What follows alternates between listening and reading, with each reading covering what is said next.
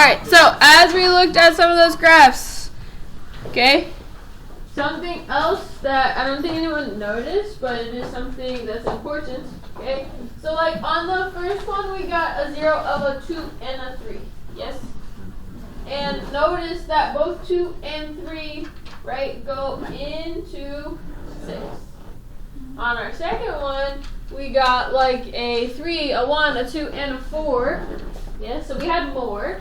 But also notice that all of those now also go into 24. Yes? Mm-hmm. Same thing with our 3 and our 4 on our third one. Those are both the whole number 1. So we got fractions. We got a 0.5 because of the 2 on the front. But that 3 and that 4 still also go into our 12. And then the same for our last one. Okay? So that's going to be important that whenever we're trying to find our zeros, the two things that we're going to want to look at are the factors of the constant, so that's that number on the end, and the factors of the leading coefficient. So your zeros for a polynomial have to be of the form factors of the constant divided by factors of the leading coefficient. And like I said, when we had that 2 or the 4 in the front, that's why we got decimals or fractions, because we have to divide by that leading coefficient. Mm-hmm. Then the other thing that we also said we noticed is that our number of zeros added up to the degree, which is going to be true always, okay? But we do have to include all zeros. The ones that I gave you all had real number zeros, which is why they added up to the degree. But sometimes there might also be imaginary zeros. Can we see our imaginary zeros on a graph? No. What do we have to use instead? We have eyes in them, yeah? How do we get eyes? Like what was the equation that we used to get those? The quadratic formula. So we might get to a place where we have like a quadratic and we get imaginary solutions. So if we add our number of real solutions and our number of imaginary solutions, that total has to equal the degree. Are you all with me there? Yes. Alright, so let's look at some examples here. So it says state the possible rational zeros.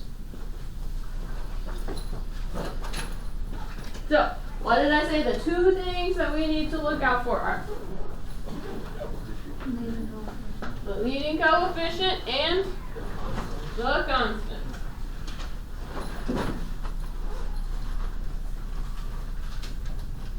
So, what is our leading coefficient? 2. What is our constant? 3.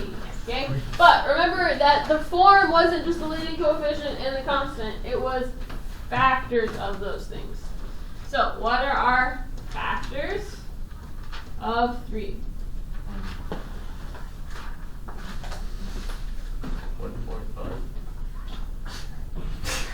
No, factors mean they go into it evenly. 1 and 3. And then what are our factors of 2? 1 and 2. 1 and 2. Okay?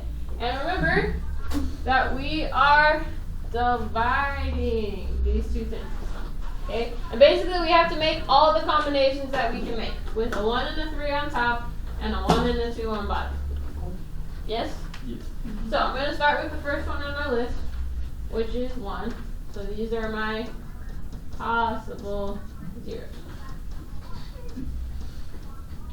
Okay? So if I take 1, okay, and I divide that by 1, what do we get? 1. That's nice. So then I'm going to stick with the same 1 that I have on top. But now I have to go to the next option that I have on bottom. So 1 divided by 2 gives us 2. Wait, 1. The one's on top. So 1 divided by 2 gives us 1/2. Or 0.5 is fine too. Are we always in there? Okay. Then if I had more numbers on the bottom, I would keep going. So like, let's say we had like a 4. Then I would also get a 1/4 and so forth. Okay? Then, once I've done all of those numbers on bottom, I move to my next number on top. What's my next number on top? 3. So I start the process over again. 3 divided by 1 gives us 3. And then 3 divided by 2 gives us 3 over 2 or 1.5. Okay. Now the only thing is that it can also be positive or negative of any of those numbers. So that would be the possible zeros for that function. That doesn't mean that those are zeros, but they could possibly be zeros. Yes. What questions do I have there?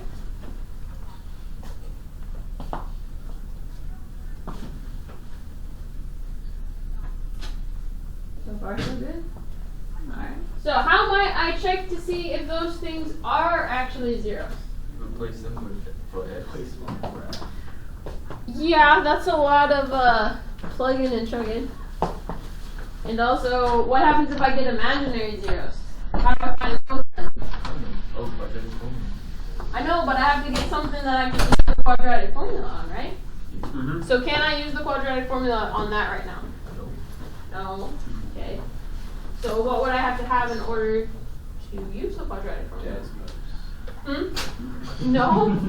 So remember that I can't see. Oh, synthetic division? It is synthetic division. Because we need to break down our x to the 4th into something that's an x squared. Because once I get an x squared, I can use the quadratic formula if we need to. Yes? And we can break down polynomials using synthetic division like we did before we left for break. Yes? But how many options are technically out there? Like, how many real numbers are there on the real number line? An infinite number, right? So do we want to have to try all infinite number of numbers with our synthetic division? Yes. No, we don't. Okay. Which is why that possible zero list comes in handy. Because if I have a list of things that I have to try, now that's much fewer options than like all the numbers that are out there. So for this one, what is our leading coefficient? 1. Well, that's nice because what are all of our numbers now going to have to be? The same. Not the same, but if I'm just dividing by 1 for all of them, they're just going to end up being 1 over whatever it is. whatever it is over 1. So they're just going to end up being whole numbers. So our constant is 6. So what is our factors of 6? 6? 3, 2, 1. 3, 2, and 1. So that means that our possible zeros, remember it's the numbers of the constant divided by the numbers for the leading coefficient. So we just get 1, 2, 3, and 6. But do remember that it can be positive or negative. Yes, no, negative. And we said that we're going to see if these work by using what? Synthetic division. So what are we looking for? If they are a 0, what do we have to get? Zero remainder. A 0 remainder. Are we all okay with that? Alright. So let's set up our synthetic division. Remember, we don't care about our x's, so I would just write 1, negative 1, 1, negative 3, and negative 6. So what do we want to try first? 3. Okay. So remember, our first step is to bring down 1. 3 times 1 gives us 3 plus, because remember we add when we're doing our synthetic division. So negative 1 plus 3 gives us 2. 3 times 2 is 6, plus 1 is 7. So 21.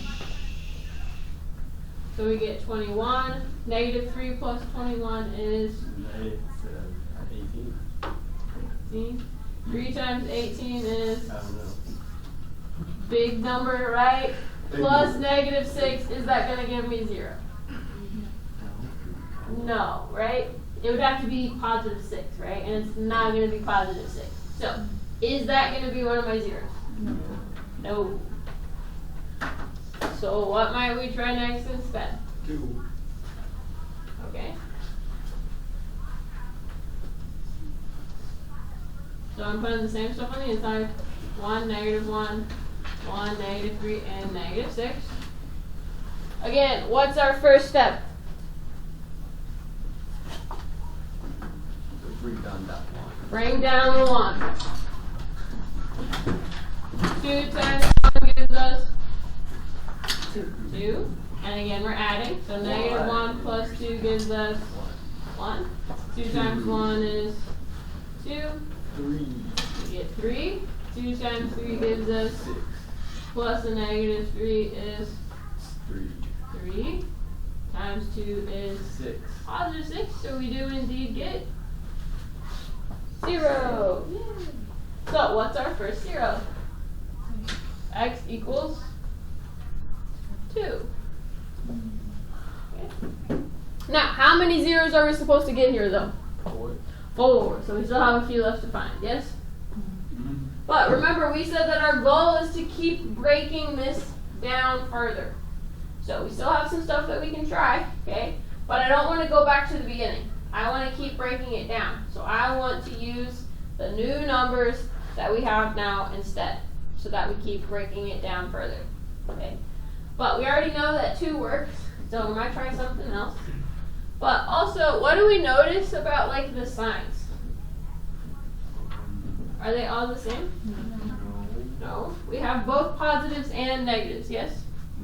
So is there a way for me to multiply 2 positive things and end up with a negative thing? No. So what does one of our numbers have to be? Negative. So what might we try next? A negative number. So we could try negative 1. So negative 1 times 1 is negative 1. Plus 1 is 0. Times negative 1 is also 0. 3, negative 3, and we do indeed get 0. Yay. So what's our next 0? Negative 1. Yes, no, maybe. Yes. Question? Sure. Yeah. Wait. So like after you get one with like a 0 in it, right? Uh-huh. So because you did 2 and you got 0, so you use that for the next one. Yes. So circle it. Because again, our goal is to keep breaking it down further. So like I started with a 4. When we divide by 1, this would now be a third, right? If I do it again, then that means that my final answer right here, this one would have to be a second power or a quadratic, which is helpful because once I have a quadratic, so notice this is x squared plus 0x plus 3. We have lots of other methods. We have the AC method, we have factoring, we have our difference of squares formula. So if I can get it broken down to a quadratic, then I don't have to keep doing synthetic. So you stop once you can get it to a quadratic. Correct. Because that's also what helps us to see, right, if I end up having to use the quadratic and I get an imaginary number, that's the only way that we can get it. Because we can't get imaginary numbers with just the synthetic. So that's why we want to keep breaking it down further. Like if we did this each time, it would have worked for 2 and negative 1 no matter what you did, if you did it with the beginning one, but we wouldn't have gone to be able to get the not real answers. Good question. Other questions for our steps that are up there? Okay, because then our last step is to solve what we have here, which like I said is a quadratic. So how would I solve this?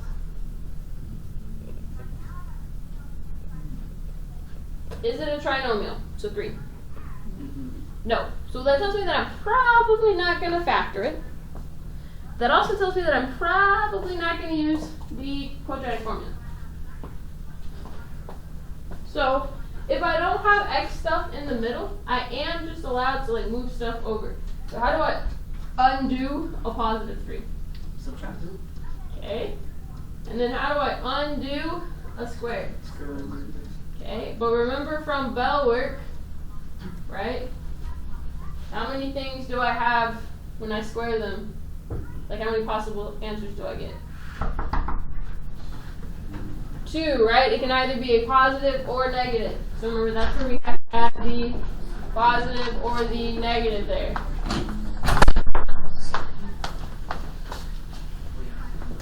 Yes, no, maybe? Now, what is this negative underneath my radical going to do? It makes it an I. Can I simplify square root of 3? No, it's just the square root of 3. So this would be our last answer. So we have plus or minus I square root of 3. So I have 2, negative 1, positive I square root of 3, and a negative I square root of 3. How many answers did we get? 4. We got 4, because we got the positive and the negative. That counts as 2 different ones. So we got 4. How many were we supposed to get? 4. 4. We found them all. So we're done. What questions do we have on that? Now, these ones are rather long, so like I would not give you one that's like a 4th power on like a test, right? I'd probably just give you one that's like a 3rd power, because then you just have to do this once, and then you have a quadratic, and you can factor or do whatever you want, okay? 'Cause if it takes more than one step, they get a little long.